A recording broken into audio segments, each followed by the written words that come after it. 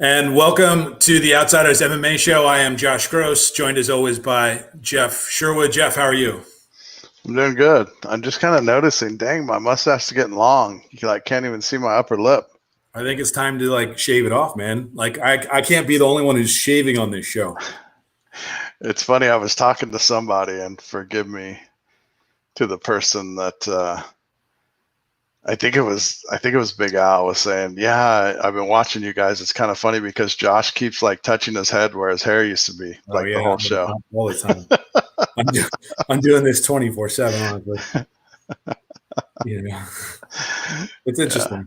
Yeah. I got a little bit of sun on it. You can't tell now, but I got some sun on it yesterday. I was up in Santa Barbara for the day and hung out on the beach. So dangerous, Is that legal? Yeah, there was a ton of people out there.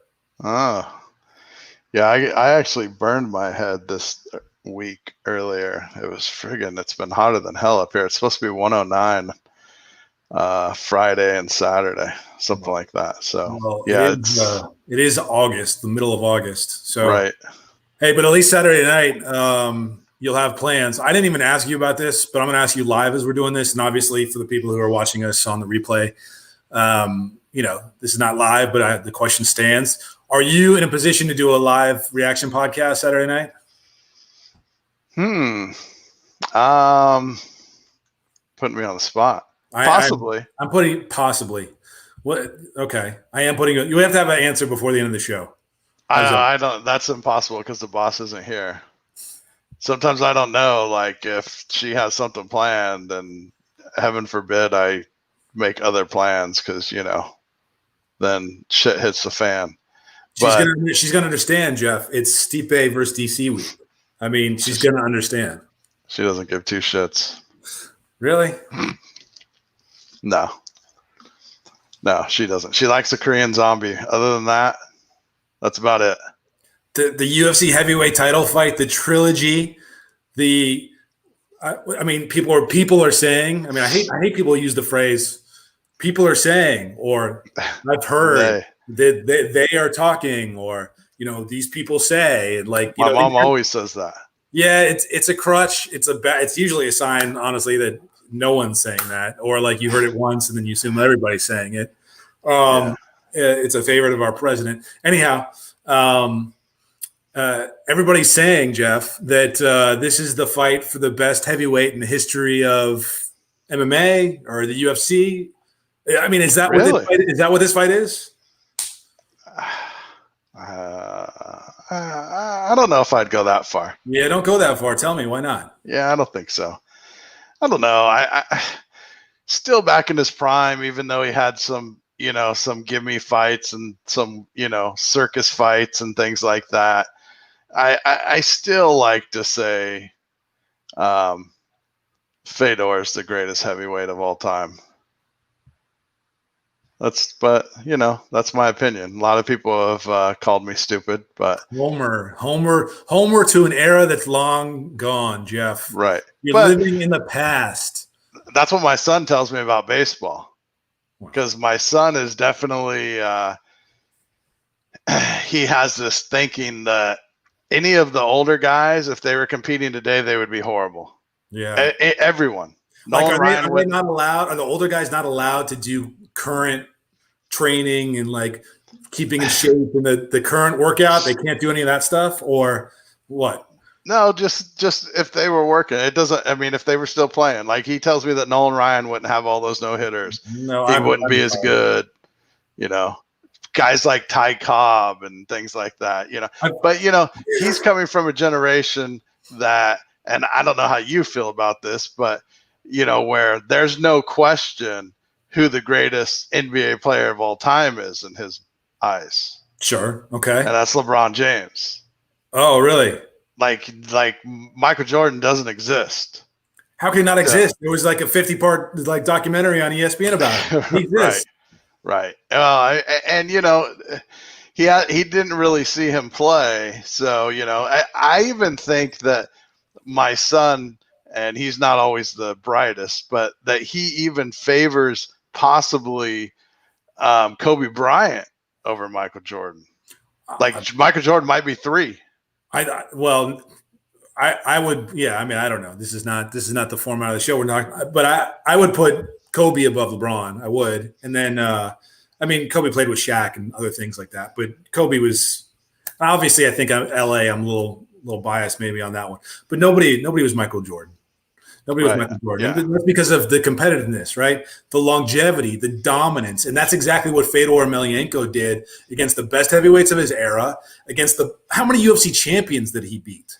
It's like, suddenly they left the UFC. They're no longer like of that caliber. We're going to talk later about the situation that we all remember when Tim Sylvia left the UFC to go to Affliction to fight Fedor Emelianenko. So I don't – look – Fedor, when he was in his prime as an athlete and a competitor, could beat any human being on the face of the earth, no matter when they were born, what year they were born, doesn't matter. He could beat them in a fight.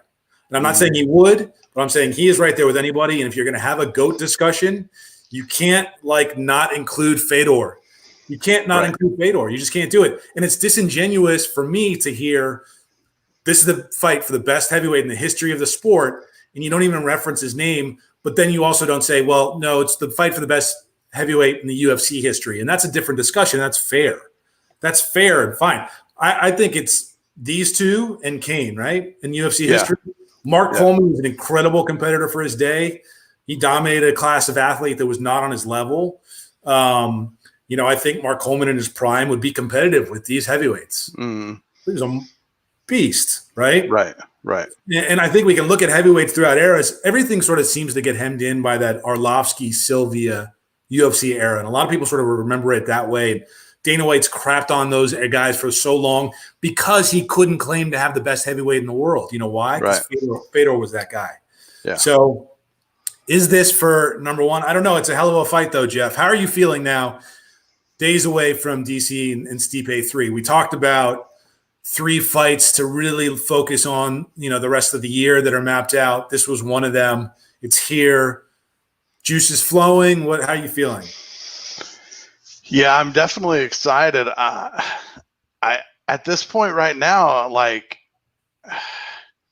if you ask me who I think's going to win, it's like 50-50 to me. I'm leaning towards DC. But then when I think about it more, I'm like, I don't know. So, I mean, and I like when it's a fight like that, when I can't, even if I'm wrong and I can pick somebody without even really thinking about it. What's your name? Like, what makes you feel like, I don't know. What is that in particular? Well, obviously this is the 3rd fight. So, we've seen both fights, but and seeing some videos that it looks like DC's in really good shape. That'll make a difference for sure. And at this point in his career, you kind of kind of not worried about it, but you were thinking, what kind of shape is DC going to come in? It's his last fight. So everyone's saying, and sometimes I don't know. Everyone's different. DC's a competitor, so you would think, okay, if this is going to be his last fight, he's going to come in the best shape of his life. But that doesn't always work. So, but now that I'm seeing some video footage and things like that, he looks like he's in some good shape, and that'll definitely help him. And I always tend to go with the wrestler. I always have. Stipe is a wrestler. Stipe is a wrestler. Not like Daniel Cormier. Daniel Cormier was an incredible wrestler, but Stipe is a wrestler, certainly good enough for MMA. You only have to be a quality wrestler to nullify a great wrestler in mixed martial arts because there's so many other elements. It depends. It depends who that great wrestler is. Well, we've seen 2 fights now. We've seen Stipe handle DC's wrestling. We've seen him get taken down, stand up, never really get abused on the bottom, right? I mean, he took a shot that put him down in that first fight, but he had success before that moment. He certainly was getting it handed to him in spots in the second fight. He stood up to that, and then he put DC down with body shots. I'm so fascinated by this contest because it feels like it can go any way. I'm with you with the 50-50. Both guys have their strengths, and sometimes their strengths match each other, and sometimes they don't, and that really kind of creates a unique puzzle. Physically, they're very different. I favor Miocic in this fight. I think Stipe is going to win. And my feeling on it is that he is the younger man. And I think that's going to make a difference. I think DC, we've kind of seen him, the slowing beginning to happen. Mm-hmm. I was at that rematch. I saw that fight live. I saw DC give Stipe everything that he had, and that couldn't put away Stipe. I'm just feeling like DC's not the one coming to this fight with a ton of confidence. And I don't think Miocic's confidence is coming out of a place where he shouldn't be confident of. Like he deserves to feel confident coming into this fight, and he embraces that. So I expect both of them to be in top shape. There's no excuses whatsoever. I think it's good. I think I have Stipe, you have DC. I think most people are going to be feeling like it could really go either way, and that's going to leave them on the edge of their seat, Jeff. I mean, this is right. And you talk about DC giving him everything he had for that fight. If he's in better shape this fight than he was last fight, he can give a little bit more, and maybe that's the difference. Not saying that he was completely out of shape or anything like that in the second fight, because that wasn't the case. But there's a lot on the line here for Daniel Cormier, and he's a champion. Not that Stipe isn't, but I think as a going away party, what's better than a win? And Stipe did get up with the takedowns last time, but if DC's in better shape, maybe he could get a couple more takedowns, and maybe that second or third or fourth more takedowns this fight can have a bigger effect on Stipe and his cardio. We don't know. We'll see. Yeah, to me, it really comes down to how hard does DC have to work on the takedowns. Yeah. Whether he gets them or not is one thing, but how hard is he working for every single one? If Miocic makes it really difficult, forces DC to work for everything, I think that wears on the man coming in who's the challenger, really, and gives Stipe feeling like later in the fight is his. Right. He can outwork DC. He can out wrestle him if he has to. He can get up from difficult positions. DC's chance to win, for me, comes with his speed, comes with his power. So is he going to connect on a shot that he connected with in the first fight? It didn't come in the second fight. Miocic made adjustments. They'll both make adjustments. DC will obviously be aware of the body shot. Maybe they're going to feel like too aware of the body shot, so it exposes them somewhere else. I'm fascinated by this contest. I think the UFC has a righteous pay-per-view headliner here. It deserves. It's the kind of fight where people should spend their money on, really should embrace the best, because this is the best of what the UFC can put on. There's no question about it. I mean, there are other great fights. Justin Gaethje and Khabib, incredible fight. Israel Adesanya and Paulo Costa, incredible fight. But the history here, the heavyweight title fight, the fact that Stipe was the guy that broke the record for most consecutive title defenses for this weight class, this is fun. The rest of the card, Jeff, I think, has also got some highlights on it. What's jumping out to you? What are you sort of thinking about when you're not thinking about the headliner? What's the first fight that popped out in your mind? I like the co-main event. Sean O'Malley has come a long way. There's a lot more on his shoulders now than ever before. Vera is a very good fighter, very scrappy. He's a gamer. Both of these guys are, and just the added pressure on O'Malley's shoulders, we'll see if he's going to be able to handle that. And that's the making of a champion, right? They always get to that point, and you're like, okay, this is a big fight. There's a lot of pressure on him. We'll have to see if he can handle that and make it to the next level, take that other step. And I think this is a perfect fight for him. So we can figure that out. Yeah, it is. There's, I think, more attention on Sean O'Malley than he's ever had. He seems to have really handled all of that extremely well. Tough fight. Stylistically, I don't think Cheeto presents any kind of real risk to O'Malley. But O'Malley keeps putting these combinations together that are just beautiful. He's got a real natural flow to him. I don't think Vera's going to do enough to disrupt that. So I like this fight a lot. I think if you look up and down the card, it's not the strongest top to bottom pay-per-view. But that's But okay. it doesn't have to be with the main event. It doesn't have to be. It's, I think, a real focus on the main event. Right. The co-main has some intrigue, like you mentioned. Junior Dos Santos also taking on Jorginho Rosenstrike. Both guys coming off losses. JDS two in a row stoppages. Obviously, the 22nd knockout to Ngannou for Rosenstrike sort of set him back. So I think the matchmaking makes sense here. But, because it's going to be a UFC card until the main event, basically, is how I feel about it. Then the main event makes it a spectacular kind of night. Jeff, we'll see how Rosenstrike handles himself in this fight, because if he comes out on top and is very impressive, he's in the mix with those guys. Even though he got knocked out by Francis. Yeah. A win here puts him a step closer. And getting knocked out by Francis, there's going to be a lot of people. You got to figure he's next, right? I mean, whether or not DC wins, whether or not he wins and retires, or Stipe gets the belt back. I want to see a rematch between Francis Ngannou and Stipe Miocic. I want to see that fight again. So he's got to be the guy. You figure Rosenstrike would certainly sort of be in that conversation, but there's a lot of guys in that conversation. So he's just got to do some more to set himself apart. I want to do something a little different this week, Jeff. A segment we call Winners Losers. There was a lot of news made this week. There was fights that happened over the weekend, obviously, that we need to discuss sort of the ramifications of. So we'll take one of these on one by one, and quick hitting thoughts. You want to jump into it? Yeah, let's do it.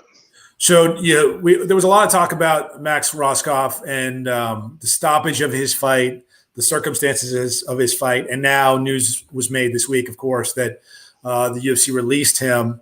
Of course, this is difficult sort of to hash out, right? What does the UFC owe fighters who took really short notice fights? Now, do they owe them anything? If they do, is that disqualified by the way that Roskopf went out? I think there's a lot of things to sort of feel about and think about. If you're the UFC and you're making the decision on whether you're keeping this guy who would have been a fighter featured on Dana White Contender Series had he not accepted the UFC fight. So there's clearly, they thought of him as a prospect. He was lining up for that. They gave him a shot on short notice. He helped them out. No longer with the UFC. Did Max get screwed here? How are we feeling about this? I almost want to say that if he would have taken a short notice fight like that for Joe Silva, that no matter what happened, Joe would have gave him another fight. I think Joe was a little more fair than they kind of do things now. Short notice fights are just so tough. I never liked them. It's no mystery or anything that I used to manage a couple guys, and there was always short notice fights. When Justin Levens, I was no longer managing him at that time, but he called me and said, "Hey, I got a chance to fight Evan Tanner in the UFC," and I told him not to do it. It was like, there's no way. I mean, yeah, it's a short notice fight. They're probably going to give you another fight, but I mean, I hate to let you know, I hate to tell you this, but I'm going to be honest with you. You're going to start your UFC career 0-1. And then you're always going to be trying to make that up. Just wait till the time is right and then get in naturally. And, it's definitely a lot better to come into the UFC and be 1-0 than 0-1. It doesn't matter who you fought. And I hated them. I hated short notice fights because, like you said, do they owe you anything? Not really. Well, traditionally, the custom has been you come in short notice, even if you lose, you get another shot. The way that when Joe Silva was around. When Joe was around, would he have brought back a fighter who clearly didn't want to compete anymore and felt like they couldn't do it and bowed out in a way that the Max did?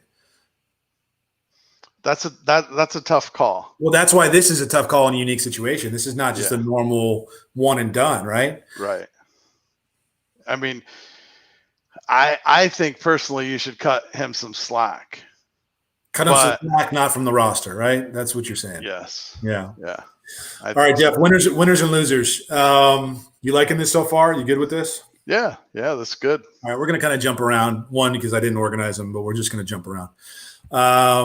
Derek Lewis, the main event of the UFC over the weekend, handles Alexei Oleinik. Dude, I mean, if you have to struggle to take him down and then you have to stand with him, Derek Lewis is probably going to knock you out. And that's exactly what happened. And it kind of felt stupid afterwards not seeing it coming in an easier way than I might have before the bout. But, what do you make of Derek Lewis here now? I mean, he's got quite the resume in the UFC, and he's certainly one of these guys in the mix. So yes. Is he, we did the Ngannou thing with Lewis and it never really quite worked out the way people hoped. I think when they fight a third time, and they probably will fight a third time, that's going to be the fireworks for whatever it's worth. I don't know, my gut.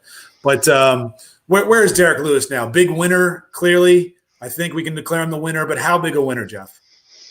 Well, I was having a conversation with a friend of mine before this fight, and I literally changed my pick mid-conversation. I started the conversation off saying Derek Lewis was going to win and knock him out. And then I just started to remember everything about Derek Lewis, how he gets tired. He's got a bad back. If Alexei gets him on the ground, he's probably going to submit him. So I changed my pick. And then the same thing, just like you said. Now, when that happened, I was like, of course that's what happened. So it still could have gone either way, I believe. But Derek Lewis showed a little bit. He was on the ground. He would have gone the other way, Jeff. He could have still got submitted. He got him in the scarf hold, and then he tried to go for an arm triangle, and it's like he said he couldn't breathe. 1996 all over again. Yeah, but Derek Lewis admitted he couldn't breathe. Well, he couldn't breathe. His balls was hot. He had to take a shit. I mean, Derek Lewis says whatever Derek Lewis says, and it's fun to watch. But clearly, if he's not knocking people out, it means a lot less. So, this was a good win for him. Big time winner, I think, over the weekend, Jeff. I mean, when Alexei loses like this, then what's the first thing we all say? Well, he was never any good, really. Well, that's not fair, and that's bullshit. I mean, I'm not going to call Alexei Oleinik a loser here. He lost the fight. Okay, it happens. I do not think that he's suddenly not good. He's great at what he does, and when he can't do that, he's not that good. That's kind of what separates you from the cream of the crop, from a wide class of people in the mix, right? Yeah, unless you're fighting Werdum and he's coming back after no action for 2 years. There's always that. There's always 2 years off Werdum. Or, Elevation, Mexico City Kane. I mean, there's always something, right?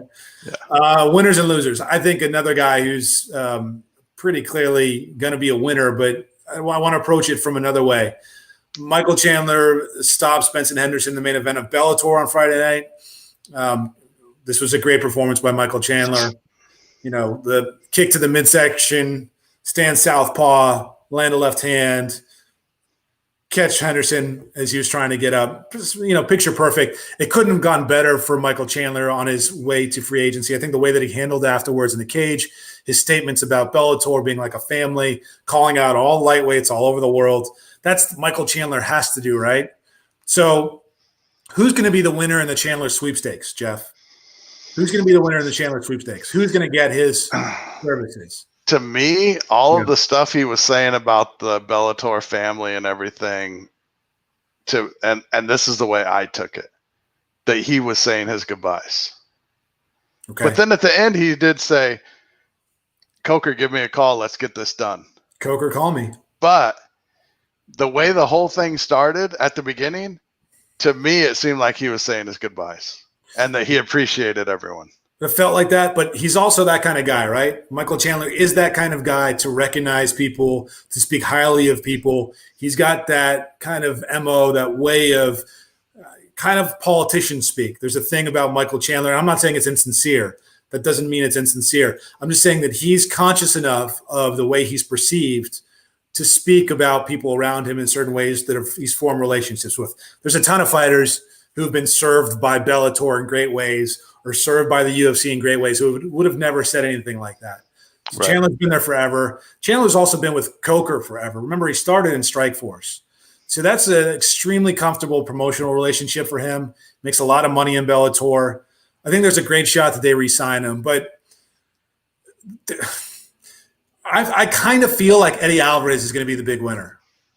I kind of feel like, and I'm totally pulling this out of nowhere, okay? I'm making this up. But just in the way that I see the world working out.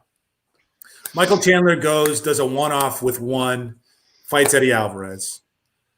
He wins that fight, and then he's worth even more to like a UFC, right? Yeah, but that's dangerous. It's all dangerous. It's all dangerous. He could go into the UFC on a big contract and get Tony Ferguson and get sliced and diced, and then what? Then he's looked at, he's not that good. He's not that good. If he goes off and loses to Eddie Alvarez, well, those two guys had 3 incredible fights. I'm assuming the third one's going to be great too. What's the real risk there? Is there a huge risk to him at that point? Maybe, but less than like going to the UFC and getting a Dan Hooker or like someone of these killer lightweights and not showing up. So yeah, but I think he beats both those guys you just named. Maybe he does. Maybe the thing you is, think he beats Tony Ferguson? I do. Okay. I do. Wow. I think, I mean, Chandler has to go out there and find out what he can get in free agency. I mean, we see it in all of the sports, and that's why I think what he said after the fight was good. I mean, he left the door open. So, I don't think he goes and fights Eddie Alvarez.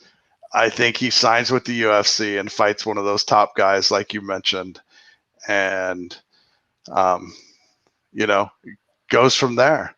It's like you said, it's all scary because it's going to be as tough. That division they're full of killers in the UFC. Yeah, but there's no easy fights. That comes with the upside of like if you manage to navigate that, you're considered the best in the world, right? So that's something I think Michael Chandler's always talked about, always wanted the opportunity. You really only get that from a perception standpoint if you're in the UFC. So that's the question. Here's one I want to throw your way. If he doesn't sign with the UFC, what's most likely? He signs with Bellator. One Alvarez fight, he re-signs with Bellator, or he goes to PFL. Because PFL is a real player here too. They're going to want Michael Chandler. He's going to bring credibility to that tournament. He's a guy that they can build around. What do you think would be the outcome there if that went that way? If Sean Shelby's like, I'm going to give you 50% less than everybody else because we're the UFC and we don't care. What does Michael Chandler do? I don't think they go down that road with Chandler. But this is hypothetical. Yes, they do. Yes, they do. I don't think the PFL's for Chandler because he wins that tournament. Yeah, that's great for money, but these guys aren't making $30 million. These guys aren't making Mookie Betts money. So the difference it's not night and day. And if he does win that tournament in PFL, then what does he do? Then he wants to go fight in the UFC. Yeah, probably. Yeah. So I mean, it really depends on what he wants, right? I think like I said, I think he goes to the UFC. All right. So that would be amazing. There'd be incredible fights. I think you pick a name out of a hat and like you have an incredible fight for Michael Chandler. Mm-hmm. Hooker would be a great first fight. Yeah, coming off. Great. I think you got to give him shit. I mean, every single guy I'm thinking about. The first one that popped in my head that would be insane is a Tony Ferguson, but Dustin Poirier. Like, this is insane. I'm touching my head because I'm like thinking about these possibilities, not because I like touching my head. The other end of the spectrum here, Jeff. The other end of the spectrum. Paige Van Zandt signs with Bare Knuckle. I think that's right. BKFC. I just see KFC. I know you only see KFC. And it's got to be part of their branding because it's like the only thing you can hold on to. I'll say off the top, I have no interest in bare knuckle fighting. It doesn't do anything for me. It's not something I'm going to cover. And yet here we are talking about this because there are obviously mixed martial arts discussions and ramifications. The report was from Ariel Helwani that she declined an offer from Bellator, went to bare knuckle. Her manager, Malky Kawa, sorry, I was thinking about Abe, his brother. Malky Kawa on Twitter talked about a multi-million dollar deal or multi-fight $1 million deal, something along those lines, where she's can stand to make a lot of money. Winner loser here. I want to do a few of them, but the first one I want to do is Bellator. Did Bellator win or lose by Paige declining her offer? I don't think it matters. Come on, play my game. Did Bellator win or lose? They won. They won. I agree with you that they won. Yeah, I agree with you that they won. This is my thinking on it. So they signed her to what obviously would have been a lucrative deal because they're in a position to give money. She's a name. She has some cachet. They bring her in. The only thing that they gain from signing Paige Van Zandt is that she loses. Mm-hmm. That's the only way that they gain. You're paying someone to come in, and the expectation is that you want them to lose because if she wins, if she has success in that weight class at Bellator, all it does is diminish your weight class. She's leaving the UFC looking like not much of a fighter. Right. And I don't mean she's tough, okay? She's tough. She shows up to compete. She wants to be in there. She's not an easy out, but she's not that good. So she goes into Bellator. The only way she can benefit you is by losing. I think Bellator lucked out that she declined the contract, quite honestly. Yeah. All right, number two, winner loser in this situation. Bare knuckle fighting. Did they win or lose here? Well, I mean, depending on the money, I think they lost because $7 million for multi-fights. I don't even know how any of these bare knuckle companies could afford that, first of all. But, right. There was rumors of them paying Mike Tyson. I don't know if I ever believed any of that, but it's going to be tough when they find out that she's not a very good fighter. I mean, she's tough, like you said. Yeah, she's tough, so she's kind of made for bare knuckle fighting. But okay, so I think it's kind of like a draw with bare knuckle fighting.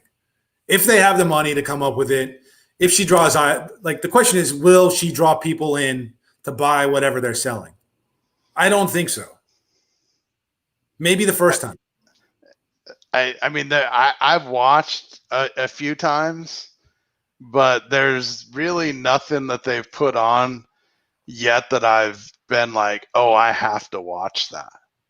Unless Mike Tyson was fighting in that, then I would be like, yeah, we all got to watch Mike Tyson, right?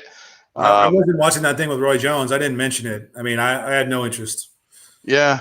Well, I mean, to do bare knuckles, Mike Tyson to do bare knuckles, I think everyone would tune in. I guess. Yeah. They would. Yeah. They would. Yeah, they would. Yeah. I really hope he doesn't do that. I really hope he doesn't do that. Right. Last one on the winners losers here. Paige herself. Does she win or lose by going to an organization that the only way that she can compete, the only way that she can fight is facing people who have a bare fist, who want to put their knuckles on her face? And presumably most people feel the thing that is the storyline around Paige Van Zandt is her appeal, her public appeal, that kind of thing, right? Does Paige win or lose by this decision? Well, she wins because she's going to get the money. She would have gotten a payday in Bellator, strong payday. I mean, maybe not as much as bare knuckle, but she would have been paid to fight in Bellator. But she's going to be fighting better fighters in Bellator. Yeah, in mixed martial arts. I mean, yes. But, so I mean, maybe not. She has a chance to win. I mean, who are they gonna get to fight her in bare knuckles? I have no idea. I don't even care. Maybe it's a whole setup. She's going to be fighting the soccer mom down the street. I don't think great. So. I don't think they're going to do that. I mean, that'd be really unseemly. It's one of the reasons I have no interest in it, because they were basically plucking totally shop-worn mixed martial artists and putting them in situations to just take more damage, and I have no interest whatsoever. There's nothing about bare knuckle fighting that says to me anything about who the best fighter in the world is. Right. Zero. So it's just old. It's just fighting. If they groomed young fighters to fight bare knuckle like young George Masvidals, that's one thing, right? But they're not. But the problem is all those young guys will fight that a couple times and they'll want to fight in the UFC. Yeah. Yeah. It is what it is. Just like Michael Chandler. Yeah. I think Paige comes out, I don't know. Assuming she doesn't come down her face with jagged scars and all these things. Look, and she survived mixed martial arts. And mixed martial arts, plenty of fighters we've seen have scars on their face. Mm-hmm. She's got a lot of life in front of her and a lot of things to do, I think. Interesting choice to step away from MMA and jump into this kind of unproven, unknown, kind of weird world that's on the super fringes of combat sports. It was a weird decision. Quite the decision here. All right, next one here. Chris Weidman. Chris Weidman won finally. Rights the ship a bit of a way. Not the best performance. Just in the way that it wasn't overly exciting, which is okay. A win is a win. But Chris, did he actually win? I mean, did we see anything to lead us to believe that against the upper echelon, he's going to have a turn of fortune here, that suddenly he's going to be competitive against the best and he's got a route to working his way back up to the top? I say this a lot, but I think we might be able to tell a little more by his next fight. I mean, he changed camps. You could tell that right when he came out, his fighting style looked a little different. But did I see anything in that fight that I was like, oh shit, he's back? Nah. No. I mean, the thing that I thought after that fight was, and it's not anything crazy or impressive or anything that anyone's gonna, jaw drop, is maybe him fighting Luke Rockhold again. Exactly. You read my mind. Yeah. That's Luke. Luke made news. He's coming back this week. He said he's coming back this week. He's got to wait a little while to train and fight. But you got to do that? Yeah, sometimes. Sometimes not. But then who knows what's going to happen. Rockhold makes total sense. Rockhold's the fight. But Rockhold's not brought up Weidman, has he? Or maybe he has. I don't know. I don't know. Yeah. Interesting choice by Luke Rockhold to want to come back and fight now. A few more of these, Jeff. 5 wins from Beneil Dariush. Big winner, I think, most people's book. Probably one of the guys who kind of stole the show over the weekend. But was he winner enough to really put himself in that middleweight picture? Lightweight picture. It's so deep, that weight class. What does he got to do to step into kind of that top 10, top 5 category? Is there someone you think would really elevate him at that point? Well, he's got to fight somebody in the top 5, I think.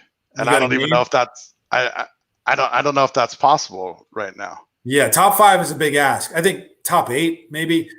Top 10's even okay. There's enough depth there for him. But there's plenty of great fighters, right? Yeah, he looked great. I mean, that was a tremendous performance from him. And I thought just the way he went about his business, he's always cold and calculated and very dangerous now, slinging shots.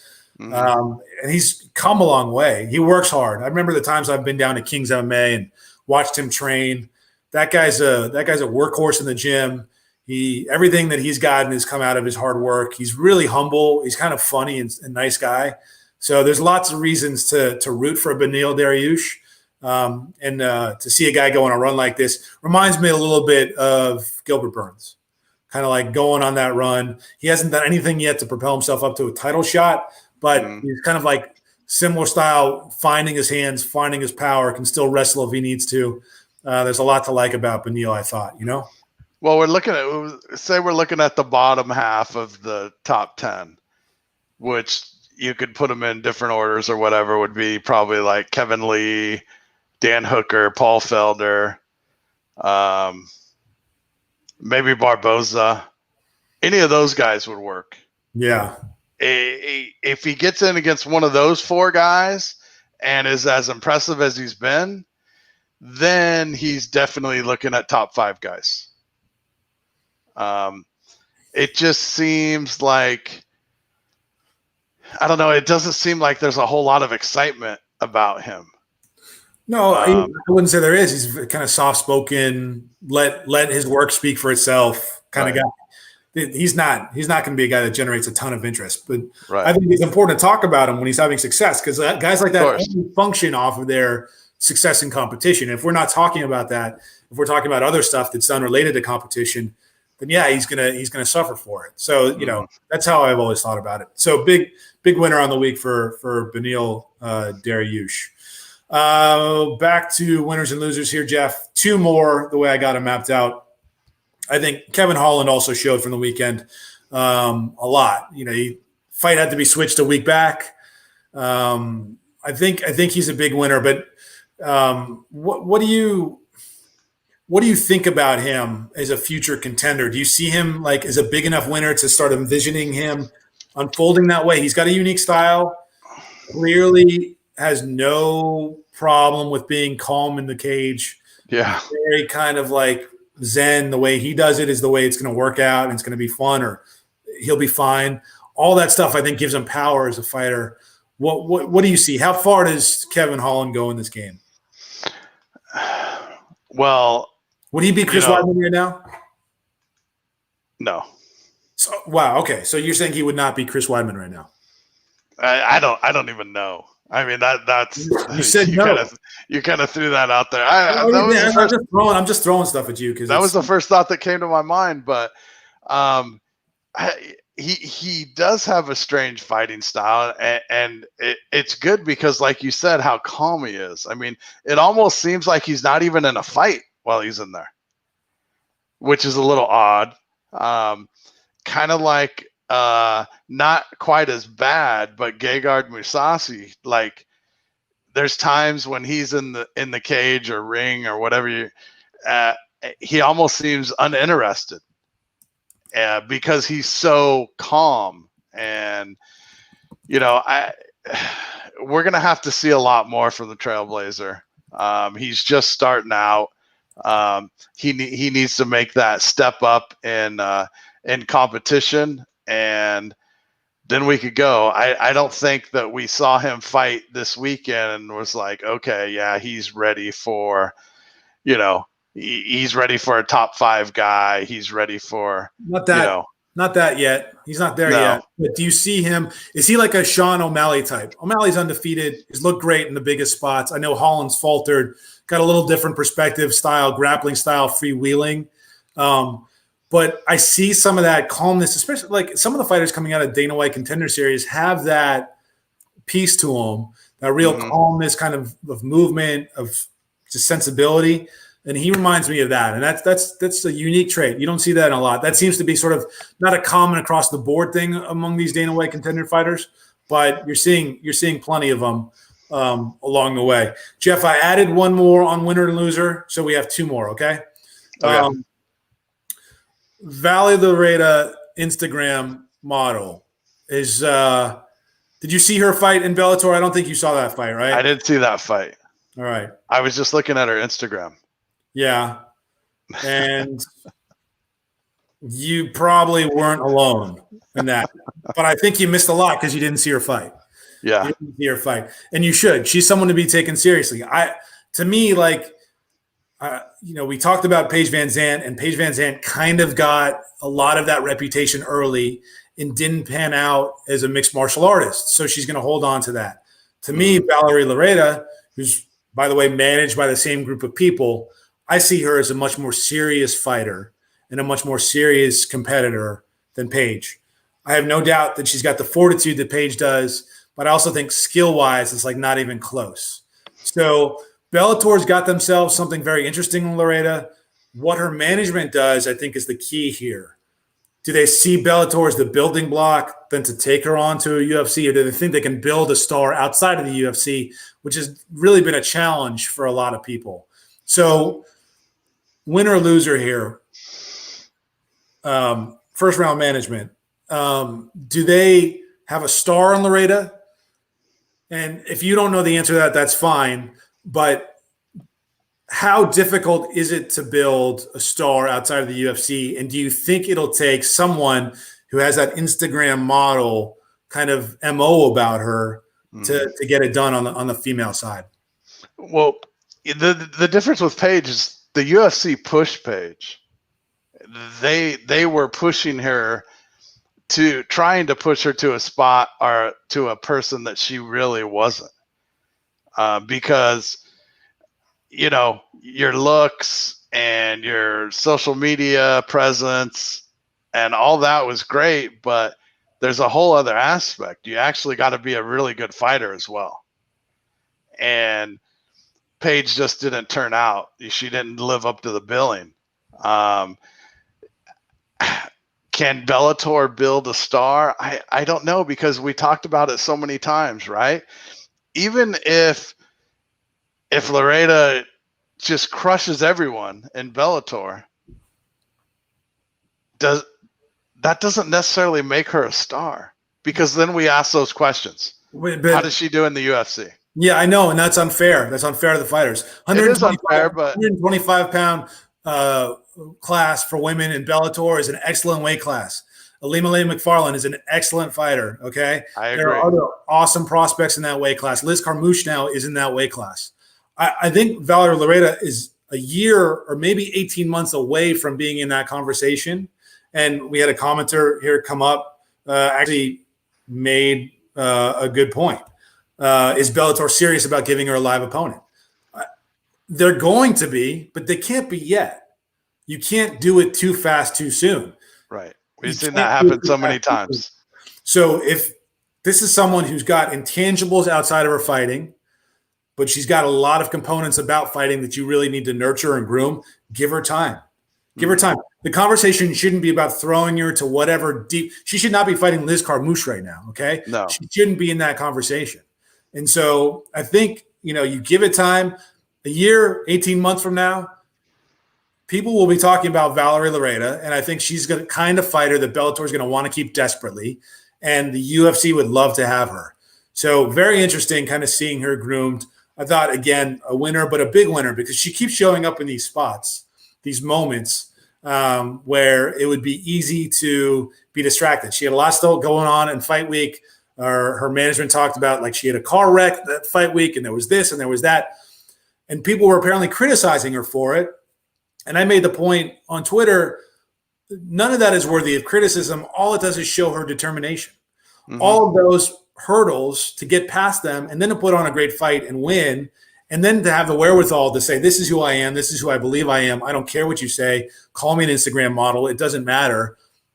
That's all a big win. And that's authenticity, right? Embrace it. Yeah. Why not? Embrace it. So she has done that, and I think that's paid off for her, and it's going to continue to pay off for her. Last one here, Jeff.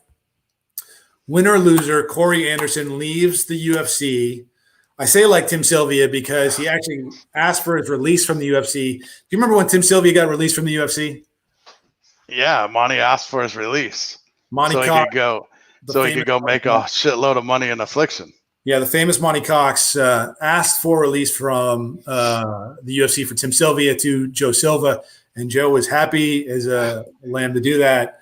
No problem. Tim Sylvia, go away. Although Tim was a hell of a fighter, man. He was crapped on for really unnecessary reasons. Tim Sylvia was didn't like him. No, they didn't like him, and then the steroid stuff and all that. And, he was not an easy guy to like. Tim Sylvia, people who were around him who were supposed to like him didn't like Tim Sylvia. So that's kind of the idea. I don't know if that's the case with Corey Anderson. I'm not reflecting their personalities. I'm just saying that Corey Anderson tried to negotiate a new deal with the UFC. He'd actually talked a lot of crap about the UFC before this. He lost to Jan Blachowicz. That gave the UFC the one reason they needed to say, bye. Like, we don't need you anymore. He has to go. They got rid of him. Bellator signed him. Now you're talking about a guy who is immediate contender in the Bellator weight class at 205. He's already eyeing Ryan Bader and Nemkov. But I think Bellator wins if they play this the right way, Jeff. And the right way is not to give him the Nemkov Bader winner. You give him Phil Davis against Lyoto Machida. You give him that winner. Yeah. That makes sense. Yeah. Right?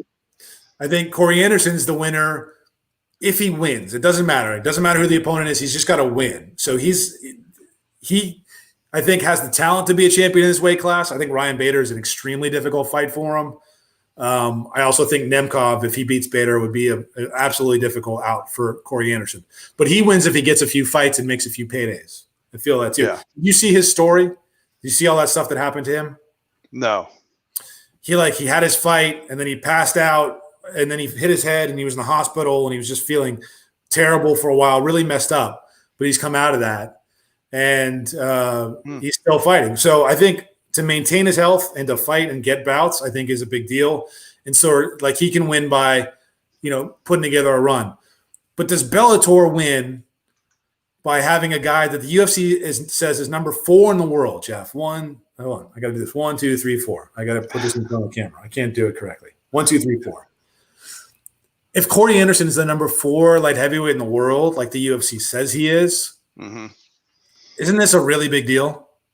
Or is it just proof that the UFC rankings don't mean anything? Which one? Both. Come on, both? I mean, come on. UFC rankings. Well, I mean, when you say the UFC rankings don't mean anything, it doesn't mean anything on your way to a belt or anything like that. Who ranks those guys? I only know a couple guys that are on that panel. No idea who most of them are. But I agree that Corey Anderson's a very good fighter. And I agreed with that ranking. He showed a lot of moments of being a great fighter. And usually I'm a little harsh on Bellator for signing guys that are out of the UFC. I understand it. But when a person gets done fighting in the UFC, I'm not going to rush to my TV and tune into Bellator because a guy that's coming off of a loss or 2 losses that used to fight in the UFC is now fighting in Bellator. Corey Anderson's a little different. He is coming off a loss, but I mean, if you look at his wins, you go down his wins. He beat Johnny Walker, Latifi, Teixeira. Those are quality opponents. You can't deny that, right? Those are good wins. Yes, so those are very good wins. Here's the winner-loser. We'll get out of this segment with this thought. The UFC rankings, we haven't decided yet. I think most people feel like they're generally winner-loser, probably loser. But this kind of movement, right? This is where the real value is for Bellator bringing over UFC fighters, not a Paige Van Zandt. You bring over a guy like Corey Anderson, any fighter, man or woman, if they have a high top 5 ranking from the UFC and you can grab them, you do that and you do it every single time because even if he goes on to hold the Bellator title, he goes off to beat Bader and beat Phil Davis and beat all these guys, there's still value. You can claim that guy as a world-class fighter and people can't really deny it just because he lost to Jan Blachowicz, right? That's not how it's going to work. So, but if he goes out and gets, say, pasted, Phil Davis wrestles him to death or Lyoto Machida has some kind of renaissance or whatever, and Corey Anderson doesn't do anything, then the UFC rankings look like whatever. They're every other ranking in the sport. And who cares about rankings because you never know except for individual matchups. So I don't think the UFC rankings matter all that much, but in certain moments they matter a lot. In this winner-loser scenario, I think they do matter. Jeff? Yeah, I agree. We will talk about the results of DC versus Stipe next week. We will talk about UFC 252, and we will preview that Ryan Bader-Nemkov fight next week. Other than that, you're good. Everything's all right. You're watching the Dodgers. What's going on? Yeah? Watching the Dodgers going through a cold streak here after being so hot, but that's baseball. It is what it is. But I think it's more in baseball who's going to get sick and who's not. Right. Yeah. That's the real loser in baseball now. Right. I mean, if Mookie Betts and Corey Seager and all get sick at the same time, we got some great prospects and young kids, but is it going to matter? Well, no, I'm just enjoying it while it's happening and watching it, and they're playing good ball except for the last few games, and we'll see. But the San Diego Padres are actually finally a decent team. Yeah, I guess. NL West is pretty good. Except Arizona's not good, it seems like, but the NL West is pretty good. Well, I still don't believe in Colorado. Yeah, no, I don't know. That's not going to last. Not going to last. But you know what? They don't do the rankings. They actually play the games, and then they figure it out. So, they do rankings. Yeah, I know. I like competition, Jeff. I like competition. I've always liked competition. I want to know who the best is. MMA kind of answers the question sometimes. Sometimes it's like so obvious you can't deny it. Other times you like, I don't know. Well, we're gonna get it. We're gonna get that question answered this weekend. Who the best heavyweight in the world is? Well, the best heavyweight in UFC. Currently, I think. Currently, yes, I agree with you on that. Currently, yes. This is the fight for who's the best heavyweight in the world. Yes. I don't think there's any doubt about that. So, always exciting. Always excited to see these UFC heavyweight title fights. For Jeff Sherwood, I am Josh Gross. You've been watching the Outsiders MMA show. Please subscribe, hit the notification button, and we'll take care of your MMA needs. But it sounded weird, and so I said it weird. Either way, we talk MMA, and sometimes it comes out. We'll take care of all of your needs. Jeff Sherwood will, and you'll be the big loser. Take care, folks.